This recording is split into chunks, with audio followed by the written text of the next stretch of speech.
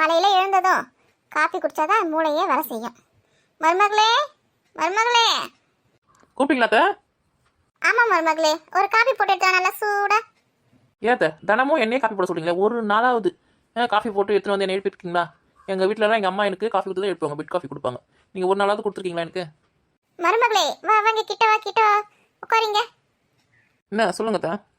காலையில் எழுந்ததும் உன்னையே காப்பி போட சொல்கிறேன்னா நீ தான் வந்து லட்சுமி கடாட்சமாக இருக்க பார்க்கறதுக்கு. அதனால உன் கையில் காப்பி குடிச்சாதான் எனக்கு வந்து இந்த நாள் இனிய நாளாக இருக்குது. அதனால தான் பெரிய பொண்ணு உன்னை வந்து நான் காப்பி போட சொல்கிறேன். அப்படிங்களா அத்தை? நான் கூட உங்களை ரொம்ப தப்பாக நினச்சிட்டேன் அத்தை.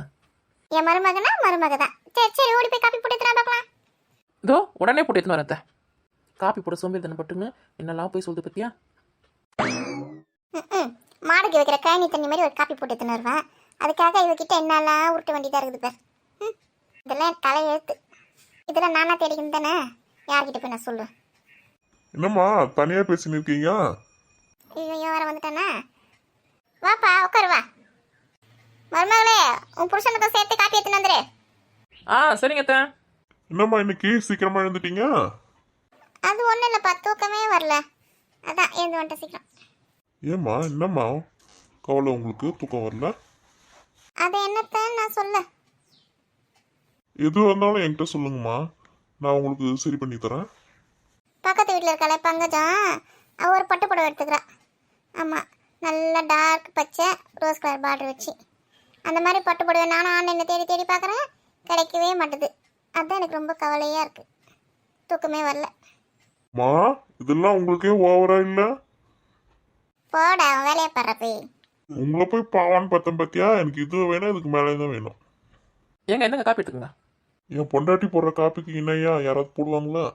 அப்போ இத்தனை நாளாக நான் போட்ட காப்பி நல்லா இல்லைன்னு சொல்ல வரியா நீ? அச்சோ, இவங்க பக்கத்துல இருக்கிறத மறந்துட்டேனே.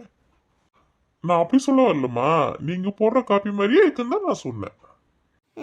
பொண்டாட்டி தாசனா ஆயிட்டான் என் பிள்ளை. மருமகளே நீ காப்பி குடிக்கல? நான் என்ன பல்லு வளர்க்கல அத்தை, நான் போய் பல்லு வளர்க்கன்னு குடிக்கிறேன். பல்லு வளர்க்கணுமா? நான் வளர்க்கணும்னா இல்லையே தெரியலையே. வயசான காலத்தில் எதுக்கு பல்லெல்லாம் வளர்க்கிக்கணும். சரி மருமகளே போய் பல்லு வளர்க்கிட்டா போ. சரி அத்தை, நான் போய் பல்லு வளர்க்கிட்டு வந்துடுறேன். எங்க நைட்டு நம்ம சாப்பிட்ட பாத்திரம் மட்டும் கொஞ்சம் நாளே நாள் இருக்குங்க, அதை கழுவி வச்சுட்டு போயிடுங்க. பெரிய பொண்ணு, நான் பாத்திரம் துளக்கணுமா? ஆமாங்க ஆமாங்க, சொல்லல என் புஜ்ஜி இல்லை, தொலைக்கி வச்சுருங்க, நான் போய் பல்லு வளர்க்கிட்டு வந்துடுறேன். மா பாத்தியாம்மா என்ன பாத்திரம் துளக்க சொல்ற? இதெல்லாம் நீ எதுவும் கேட்க மாட்டியா? அப்படியாப்பா, இந்த பொண்ணு வேணாம் வேணாம்னு சொல்லும் போது இந்த பொண்ணை தான் கல்யாணம் பண்ணிப்பேன் ஒத்த கால நின்னல. போ போய் பாத்திரத்துல சீக்கிரம். மா அந்த கப்பை கொடுங்கம்மா, அதையும் கழுவி வச்சிடுறேன். இந்தா